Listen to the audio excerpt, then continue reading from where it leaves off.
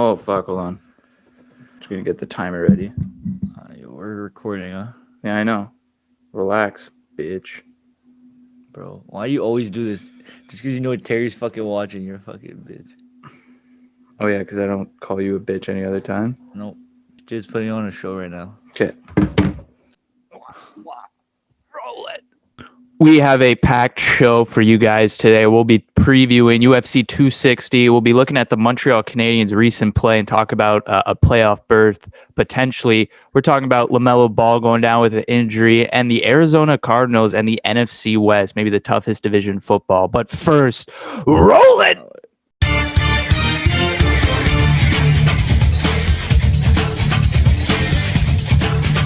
Ladies and gentlemen, welcome back to the Chtib Zhang show. It is episode 12, I think.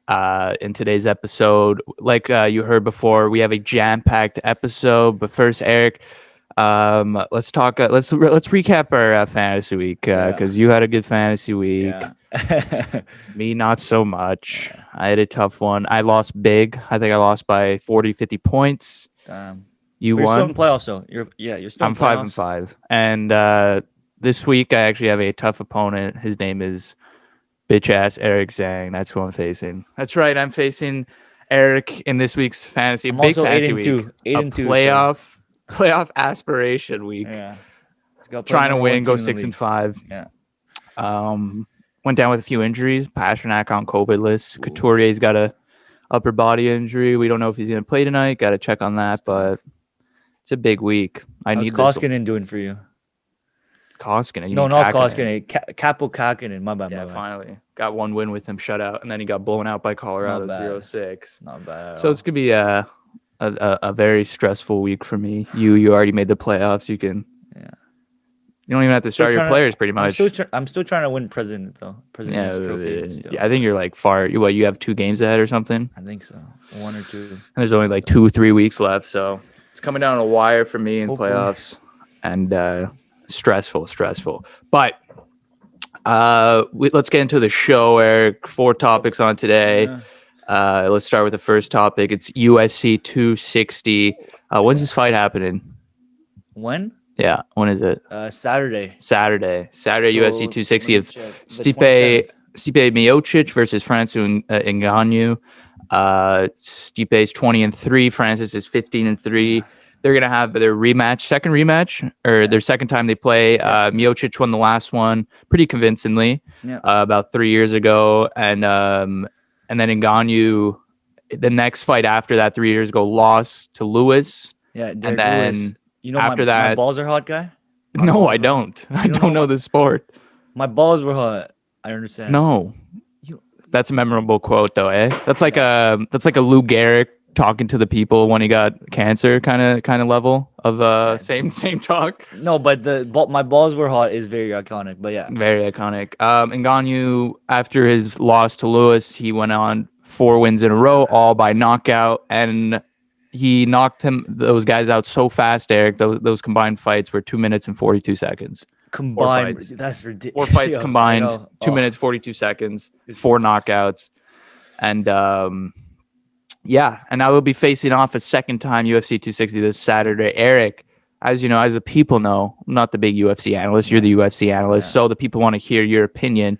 Who do you have going into this fight? Okay, before I say who I have winning, I just have to say how excited I am for this fight. Yeah. I've never been so excited. Never been more excited for another fight. Okay, maybe I don't know, but tell us the backstory. What's the emotion got you? Like, what's going on? Because I've been following Ngannou for a while. Every fight he fights, like if you bet on Ngannou, you're basically winning every single time. And then now he gets his rematch. Because I honestly believe Ngannou can go down as one of the best fighters ever to land on earth, like ever. Really? I'm telling you. And Ngannou, best fighters ever, the strongest. Like this guy is the genetics, like everything just matches up. He has a story, he has everything, and he's a beast. And if he wins this, he's gonna be a heavyweight champion. And then so you're excited, but is that who you have for the fight? Yes, I have Francis. I have Ngannou, but I really love Miocic. I love Miocic a lot. I love him. This guy's a firefighter, and he still is a firefighter, even though he's fighting, which is ridiculous. Oh, he's a firefighter. Yeah, he's still a firefighter. Oh, yeah, really? Yeah. Oh, right I didn't now. know that. I didn't know he had a side gig Yeah. between UFC fights. No. But so you have Francis Ngannou. You have high hopes for him. Yeah. Why do you think he has the edge right now in this fight? It's because the Ngannou from 3 years ago is not the same Ngannou. He said it multiple times. He's not the same. His endurance is better now. He's better on the ground. He won't get taken down as easily. So Eric, obviously you have Francis Ngannou as a favorite going into this fight, but why is he your pick? What gives him the edge over Stipe? Yeah. So first of all, he's also a favorite for everybody. Like the odds have him winning too. But for me personally, why I think he's gonna win is because first of all, he's not the same Ngannou from 3 years ago. He's better endurance, he's probably stronger now, and he's not gonna get taken down as easily as he did in the last fight. And he has the experience. His fights didn't last that long, but like cage experience, just going into a fight and fighting, that's experience on his own, you know? And also, and in that time, Miocic, he won. No, he lost right after to Daniel Cormier and then beat Daniel Cormier twice after.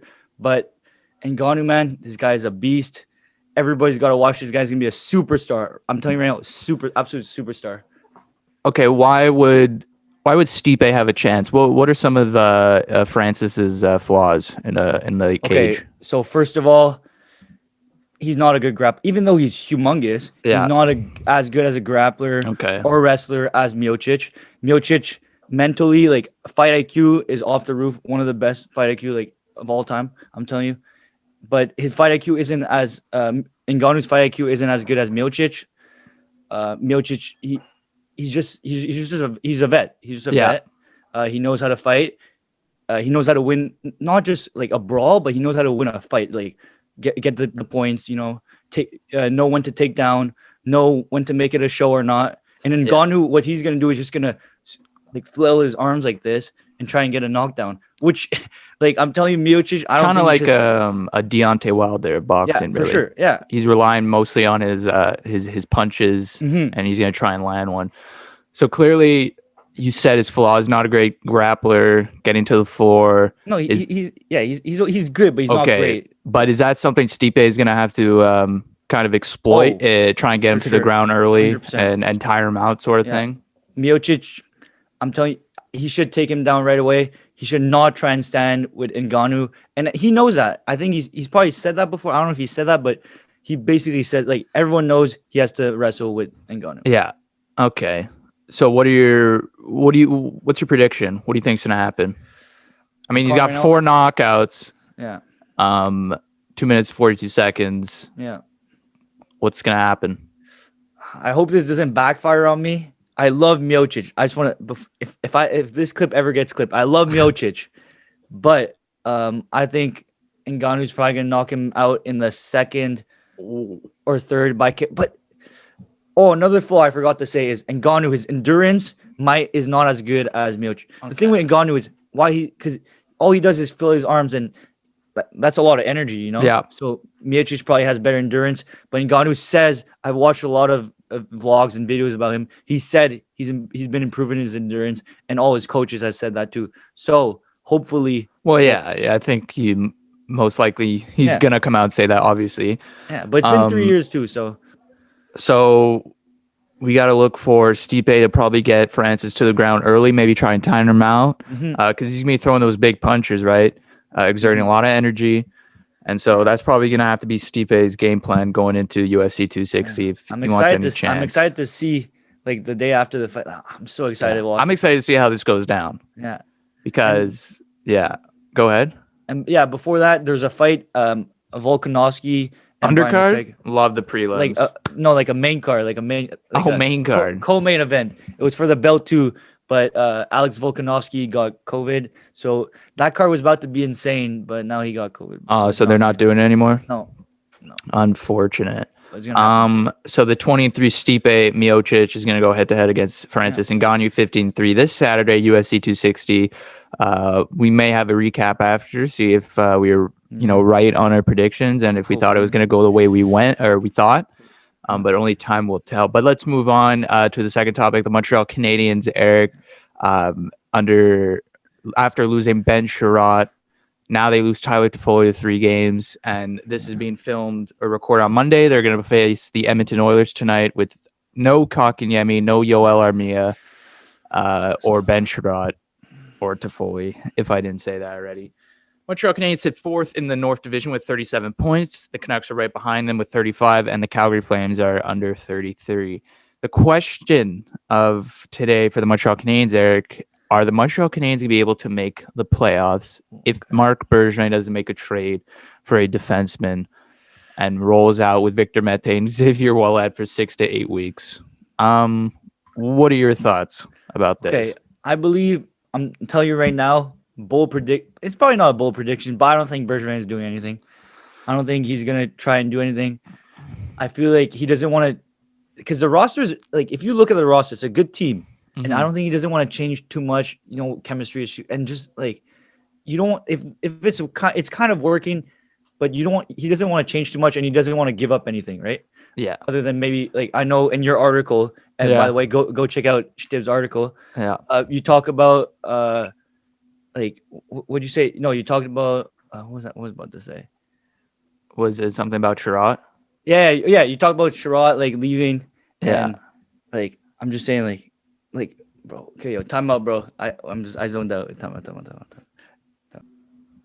So yeah, in your article, as you were talking about the first rounders, you're talking about how Bergevin should give up a first rounder, but he probably won't, right? Because it's Bergevin, and he's never given up a first rounder as a GM, as a GM of the Montreal Canadiens. So, but yeah, we just got news recently that the Habs Oilers game is actually postponed this Monday due to COVID-19 protocols. So that'll be interesting to see what's the postponement and when the next time they're gonna play.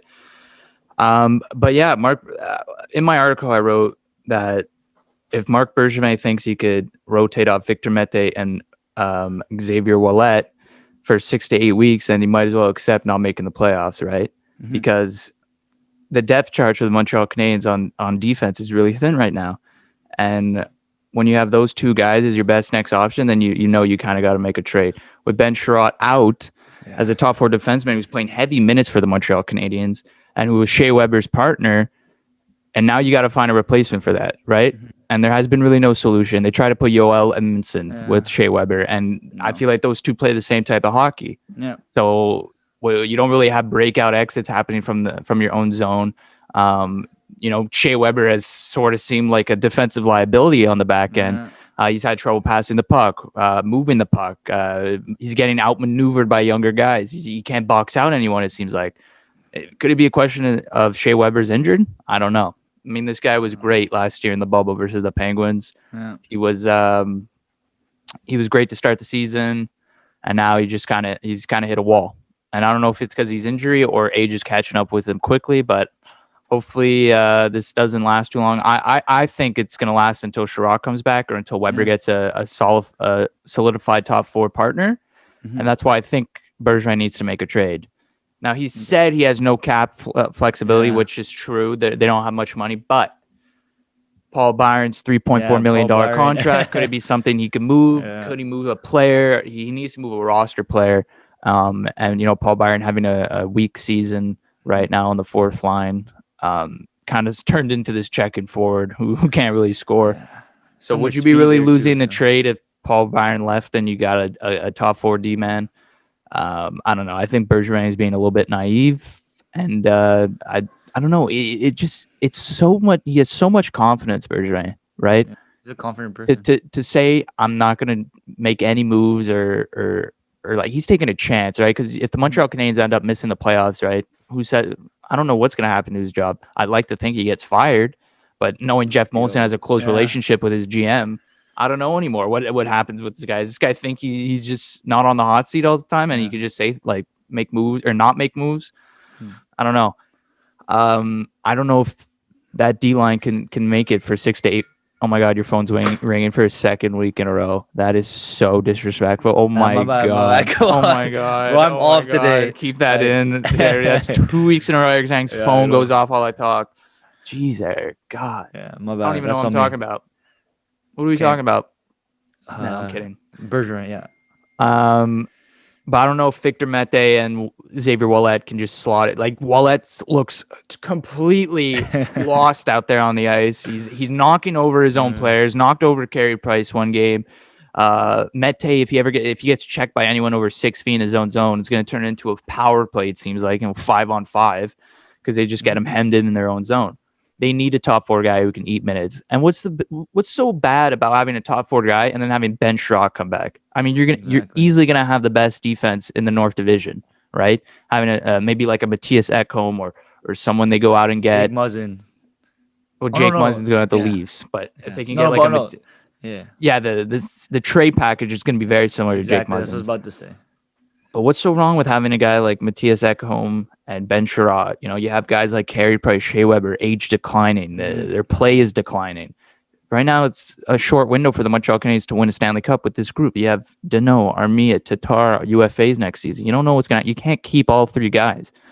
You got to make some moves here to put this team over the edge. But let's be honest. I don't think Bergevin is going to make any moves. And I know. I don't understand how you could say that. How could you just go out and say I'm not going to make any moves? Even if he doesn't make any moves, I still believe they're making the playoffs as the 4th seed in the division. Though. I don't know, man. Under Ducharme, it's not like their power play has been better under Burrows, which is great. The power play has been over 30% or something like that, which has been really a step forward. But still, this team's kind of... I like to think of it as the most bipolar hockey team in the NHL. For sure. They start off hot, and this is like a yearly thing. They start off hot, and then, midway through the season, they can't beat teams they should be beating. They go on losing streaks, and they've just been playing mediocre. I mean, under Ducharme, they're 500? Maybe, But it's also the OT losses and the shootout. Those. Yeah, and then they should literally dedicate a whole practice to just 3-on-3. Just 3-on-3. Just no more than 3 players on the side because it's been awful. If they've been 500 in overtime shootouts, they'd be second in division with 42 points. They just won 5 of those overtimes. But no, of course, they had a 1-9 record right now. Which is tough. So I'd like to think Bergevin is going to make a move. I like to think he's bluffing because he has so much draft capital. But Marc Bergevin, I don't know, never made a trade with a first rounder. So when you pulled up that stat, fans can be skeptical, and it's worrying. It's really worrying because this team cannot miss the playoffs. It cannot miss the playoffs with the Canucks playing better and the Flames playing better. Exactly. It's something that needs to be cleaned up. But we'll have to see weeks moving forward what the Montreal Canadiens do. April 12th is the trade deadline, so look forward to that. We'll see what the Canadiens do, what other teams do. What scares me the most is what the North Division teams are going to do, who they're going to add, the Leafs, the Jets, the Oilers, whatever. We still have to beat those teams if we want to win a Stanley Cup. So I don't know, compete with the other teams is how I like to think about it. Try and compete and, do your best to compete. And I had the Canadiens being 4th at the end of the season. I had them second. 4th, I wouldn't mind that. But you have to compete. If you're just going to sit back, let other teams bolster their rosters, and I don't know if you should be GM of this team. You're just going to sit back and watch other teams get better while you stay the same. So we'll see, April 12th. But let's move to the NBA, Eric, where superstar rookie Lamelo Ball has gone down with an injury that will put him out for the rest of the season. Yeah. Unfortunate to see for the Charlotte Hornets, for Michael Jordan. But the question it will still be asked, will Lamelo Ball still win Rookie of the Year, even if he goes down with his injury? Eric, what do you think? Okay, before I say anything, I'm just gonna say I'm very I love Lamelo Ball. So I might did say he should have went first overall. You did say I still believe a lot of people believe that still. I always knew Lamelo was gonna be a skill player. I just think the fit on the Minnesota Timberwolves was gonna be an awkward one, especially with a guy like D'Angelo Russell.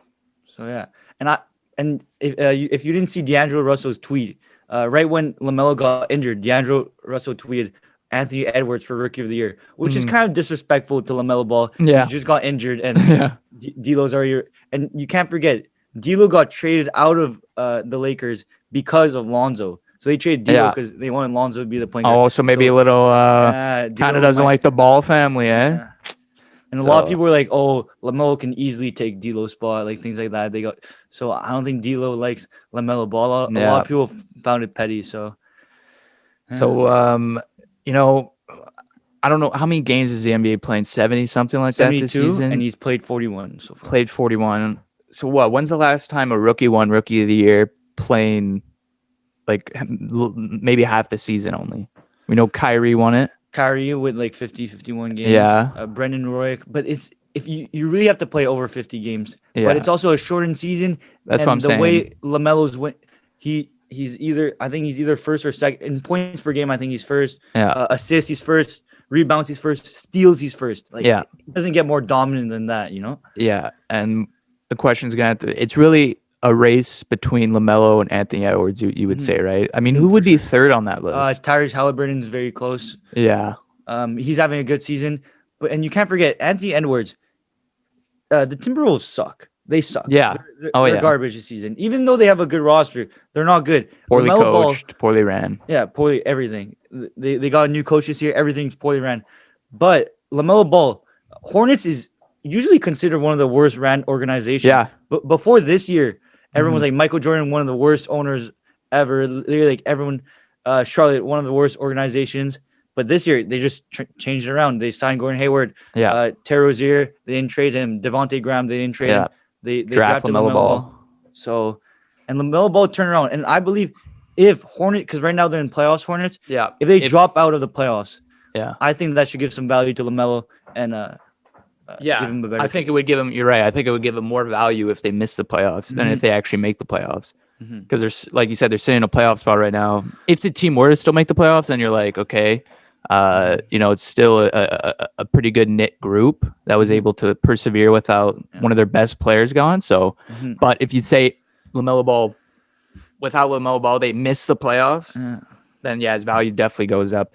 It's just a question of, how much is Anthony Edwards going to pop off the rest of the season right now? Yeah, he's been popping off. I have him in fantasy. He's killing it. Like he has to lead in some of those categories that LaMelo is leading in right now, or else it's going to be a close race.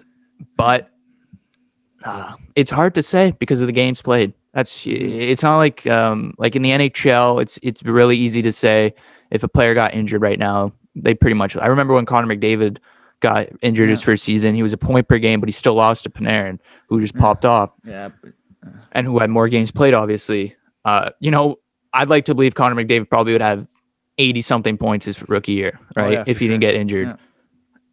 And now it's just a question in the NBA if it's the same deal. Will Lamelo Ball get kind of screwed over by his injury right now and lose Rookie of the Year, even though he most likely definitely would have won it if he played the full season? But also the word at that point, it doesn't really matter because everyone knows Lamelo Ball is the best player out of that rookie class right now, and should, if it wasn't for technicalities, he's the Rookie of the Year. Because it reminds me of that Ben Simmons, Donovan Mitchell situation, right? Yeah.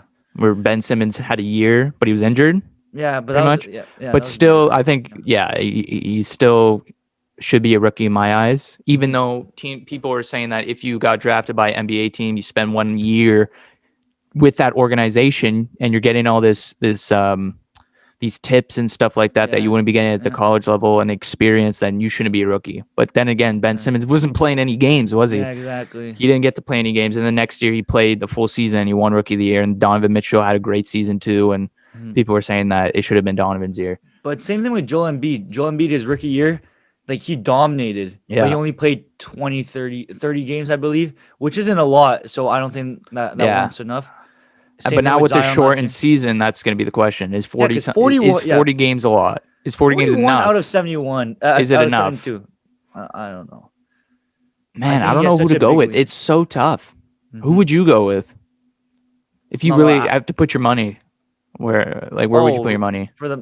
I can't really put money on. No, I'm not saying actual put money, but if you had to put money, who are you picking to win? For me or who? Rookie of the Year? No, you. Yeah, who do you think's gonna win? Oh, I think Lamelo's going to win, but I think the voters are going to vote for Edwards. That's what I'm going to say. So because voters have to vote for it, but I think the way they think is different from the way I think. Yeah, that's true. I believe they're just going to look at numbers, games played, even though everybody knows Lamelo Ball is better than Anthony. Player. Yeah, 100%. This season, yeah. Yeah. Yeah, but it's still hard for me. I've never been good at predicting this stuff, Rookie of the Year, and based off and now it makes it even tough when it's 40 something games played and Mhm. I mean, the guy's leading categories. If I think Edwards can gain some leads on some of those stats, then he could take it with the win. And his team's got to start winning too. Like you can't be the worst. Like obviously, where your team is doesn't matter that much for Rookie of the Year, but still, you still have to. Your team still has to win games. Like you can put up numbers, but you still have to win games. I like to think Lamelo Ball deserves to win it this year. 100%. But like you said, I think the voters might go with Edwards just based off he's going to play more games, and he looks like he's lighting it up right now. He looks to be going good so far. So I'm kind of in that same boat, when it comes to. And Tyrese might even pop because Tyrese Halliburton. Yeah, that's true too. He's a dark horse right now. Yeah, 100%. Very much a dark horse because right now people are looking at Edwards and Lamelo, but yeah, he plays for Miami, right? No, Tyrese Halliburton, Sacramento Kings. Who was the one on Miami that was like a steal in the draft? Like Precious Achua? Or maybe I'm thinking about the Kings guy. I don't know. Was that the guy who got picked late? When did he get picked? Do you remember? 11, 12. Okay, no, there's somebody else then. Or no, maybe it was him. Maybe was he expected to go early? That guy? Yeah, Tyrese Halliburton was supposed to go top 10, but he dropped to like 11, 12. I forgot. Okay. Not really. But Tyrese, maybe I'm thinking of something else. I love Tyrese the way he plays. Very good defender. He has the assists. He's gonna get the rebounds. He's gonna get the steals. What position do you play? Point guard. Shooting guard. Him and De'Aaron Fox are like a 1-2 punch. Yeah. But they're really good together. Sacramento was winning too. It's not that I don't like Anthony Edwards. It's just I don't like. I just want to see winning basketball. Like you can put up numbers, but LaMelo, the way he was playing, that was winning basketball. Yeah. Charlotte was winning. Charlotte was, winning when they decided to start him, right? Has he started yet? Yeah. Because I remember they had him on the bench, right, to start, and they were losing games, and people were saying, "You start Lamelo, you're gonna win games." But since he started, he's averaging like 20 points, like 7 rebounds, 7 assists, like ridiculous numbers. Yeah. And a lot of people have him being the next face of the NBA, which is really, yeah. Hopefully, his father and that attitude and stuff that doesn't wear off on him, and LaMelo starts saying some stuff. No. Lamelo's different. I'm telling you, I've been following his family like since 2016. The Ball, you've been watching. You're an avid watcher of Ball of the everything. Ball. I'm telling you love everything. that show. Everything. You love that show. I know you 100%. Right when it comes out, 6 p.m. Every Sunday, 6 p.m. I know, man. Oh my god. You love that, and Eric also loves. For people that don't, he loves keeping up with the Kardashians. He keeps up with that stuff. Let me tell you, when this guy, like when I say this guy's a fan of the like way beyond fan. I mean, like he's Kylie, Kendall, like Kim, and Eric was heartbroken over the whole Kanye situation when they got divorced. He they got divorced. Eric, what do you mean? You snapped me. You said I'm about to cry. This is so heartbreaking. Like, what the? I didn't even know they got divorced. You snapped me. You're like, oh my god, I don't think I can do the show today. And Kanye and Kim. But yeah, Ball and the Kardashians, Eric's 2 favorite shows. 100%. But this can be interesting to see those 2 guys down the stretch here in the final games of the NBA. Pretty much 1 half to go. Yeah, and before we move segments, I just want to say D'Angelo Russell's a rat. Yeah. That's all. Didn't he also have something involved with the Kardashians? Yeah, I think Kendall Jenner. He had something we can. Well, Kendall Jenner because LA was something. Was it during his time in LA? Yeah. Or am I thinking of someone Kendall else? Jenner has something for the light skins in the NBA. Yeah, there's something. She's that's her type. Yeah, Devin Booker, Ben Simmons. She dating Devin Booker, right? Yeah, she dated Blake Griffin too. She dated Blake. Who was Ben Simmons? That was Kendall Jenner too. Wow. And wait, what's her face was oh my god, who was the center? Tristan Thompson. Tristan Thompson. That was what Chloe? Yeah, Chloe. He and then cheated on her. Are they divorced or I have no idea. I have no. But you should know. Yeah, you are. You love that show. Okay. So once again, that's gonna be fun to watch. See how it goes down. But let's go. We're switching sports again. NBA to the NFL, Eric, where we are talking about the Arizona Cardinals and the NFC West. The Cardinals, Eric, having a busy offseason, picking up Rodney Houston, J.J. Watt, A.J. Green, Eric, and filling some gaps, filling a gap at defense, picking up some offensive players. NFC West, Eric, one of the most competitive divisions in all of football. You got the Cards, you got Seattle, you got the Rams, and even 49ers, who are bound to have a bounce back season, Eric. Let's move into the Cards here, where we think they could sit in the NFC West, because I think they got a lot better this offseason. They're going to be a lot better. Defense, as we know, for the Arizona Cardinals was their major problem. We know their offense is stellar. And so it's just a question: is their defense going to be good enough to get them to the playoffs, to get them over the edge, to be that competitive team in the playoffs? We know they got J.J. Watt. They have Chandler Jones on that D-line. Their D-line has gotten a lot better. They have Marcus Golden, Dennis Gordek. J.J. Watt, good player signing. Comes with a risk, obviously. He's injury prone. He hasn't played a full season. I don't know how long. Maybe it was last year. I don't know, his first season that he played healthy. I'm pretty sure he played the whole season last year. But he has been. That's kind of been his tail of the tape. He's been injured over the seasons. Eric, where do you think the Arizona Cardinals sit in that division right now after some of the moves they got? They got Rodney Houston, who was a center. Who's an upgrade of their previous center. He's got one penalty and one sack last season, so very disciplined player. They got AJ Green, which is kind of a questionable signing. AJ Green from Bengals.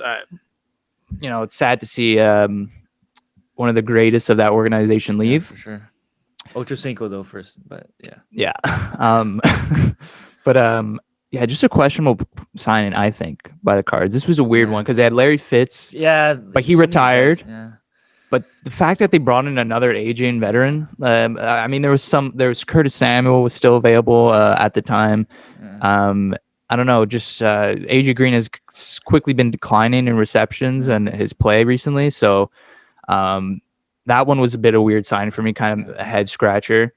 But they have their franchise quarterback. They have one of the best wide receivers, maybe the best wide receiver, DeAndre Hopkins. They have Budda Baker at safety. Christian Kirk.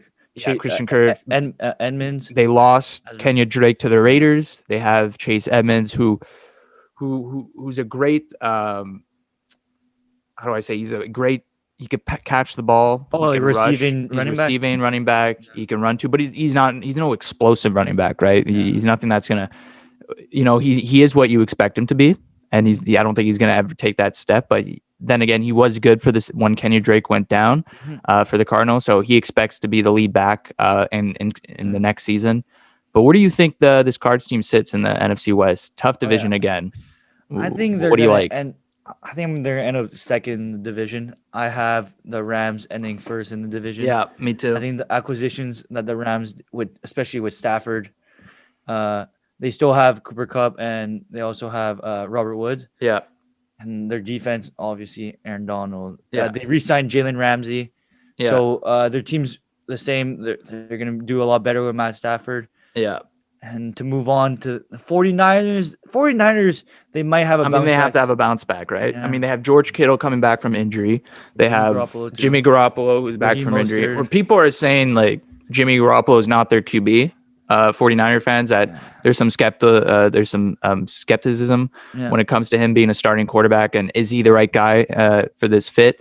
They had a good season when he was healthy. They went to the Super Bowl. They lost to Kansas City, but I still think the 49ers, they have great defense.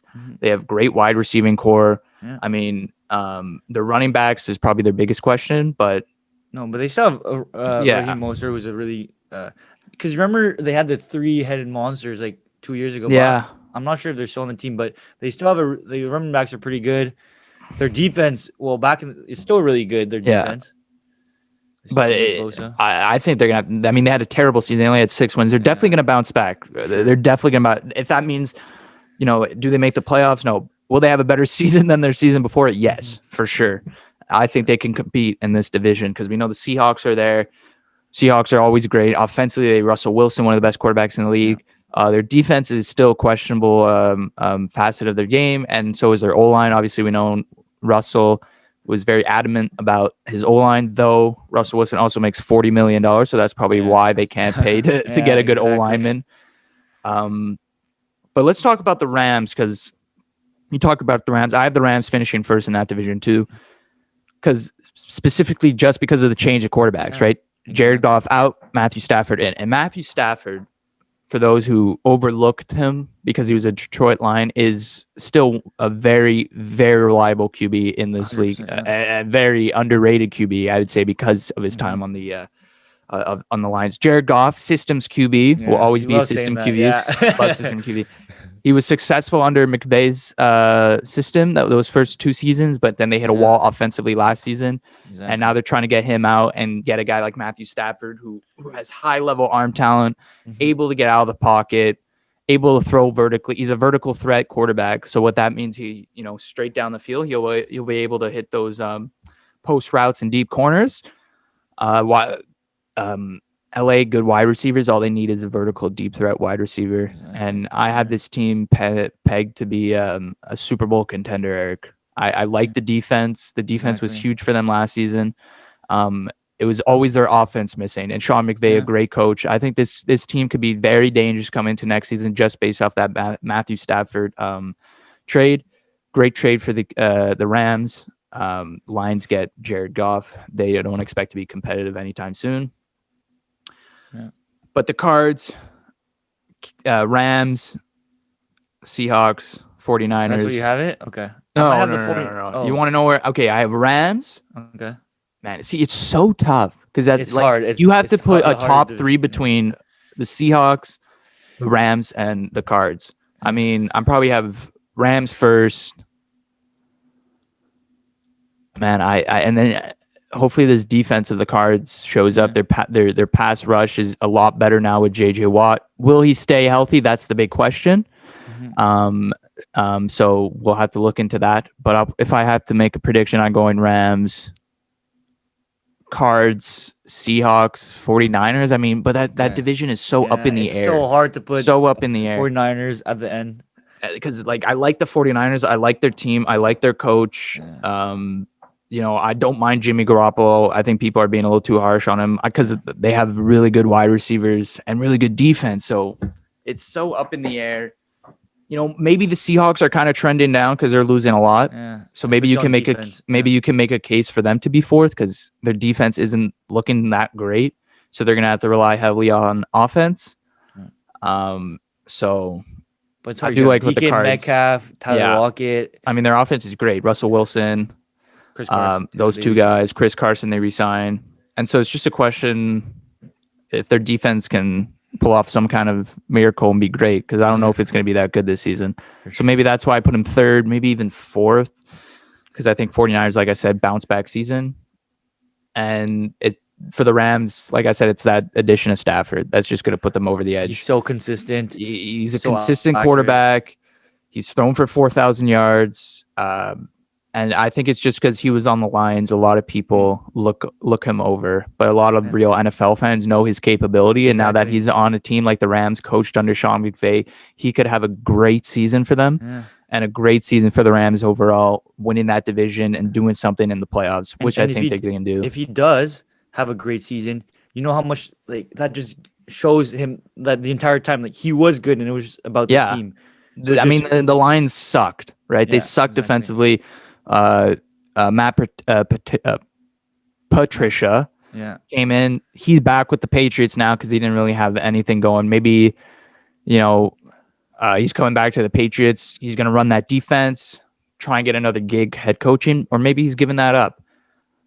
We'll see, because he didn't have that good of a run in Detroit. Still, though, poorly ran organization. There are a lot of them in the NFL, but Detroit's one of them. So, everything with Detroit right now is poorly run. NFC West, Eric, competitive division. That's going to be whoever is a fan of these teams in the NFC West. They're going to have it's going to be a fun season for them next season. Very fun, because this is going to be a competitive as hell division. So it's just a matter of what team buys in. But let me tell you though, Eric, I've been watching a lot of Last Chance U. So when you hear the phrase buy in, I've been hearing that a lot. Players need to buy in. A little different from JUCO football and NFL because they're getting paid and stuff. But these teams, if they want to be winners, they have to buy in buy into the system, buy into their coach, buy into their teammates, that sort of thing. Because they have the talent. These teams have the talent across the board. Yeah. So it's just a matter of who wants it more, I think. Yeah. And I like the Rams odds and the Cards too. Cards are going to be a good team next season. So look for that. Anything else, Eric? My ranking's probably exactly the same. I probably have Seahawks and 49ers switched up. It's gonna be close there. Those two teams. But I'm so excited to see Matthew Stafford play. Yeah, I just want to see what he can do. I think there's gonna be a lot of more explosive plays under Sean McVay because he's that type of quarterback. He wasn't able to do that with Jared Goff, but now with a vertical threat quarterback, strong arm, being able to get out of the pocket, they can do a lot of those. Cool I've been plays. slowly following. Because I'm a Detroit Red Wings fan, so I kind of know a bit about the Detroit Lions. Yeah. I know that every year, all you hear, Matthew Stafford, most underrated QB, most underrated. But this year, it's his time to shine. Now all the people know, people are gonna know who Matthew Stafford is playing on the Rams. He's gonna get that look. People are gonna look at him differently than they did on the Lions. And the NFC West, like I said, it's gonna be a fun division, very fun division, one of the best in the NFL. So fans of teams like that. Man, you're lucky to be a fan of that because, man, fan of fucking Cincinnati Bengals. Steelers fan tier 2, so. Steelers. Though, I don't want to talk about the Bengals because it was on the show, but if you're a Bengals fan, you're loving the offseason right now being a Cincinnati Bengals fan. A lot of good stuff I've been seeing. So, excited to see what happens next year for them. But other than that, it's been a good show. Good 4 topics. Like we said, next week we don't know what we're gonna do yet. We may have a guest, we may not, depending on the availability. So look forward to that because that's gonna be a fun episode to record. Other than that, it's been another episode of the Chtib Zhang show, episode 11. Was this our 3rd week? We'll be back next week for week 4. So stay tuned for that. Chtib, Eric, sign out. We'll see you guys next time. Peace.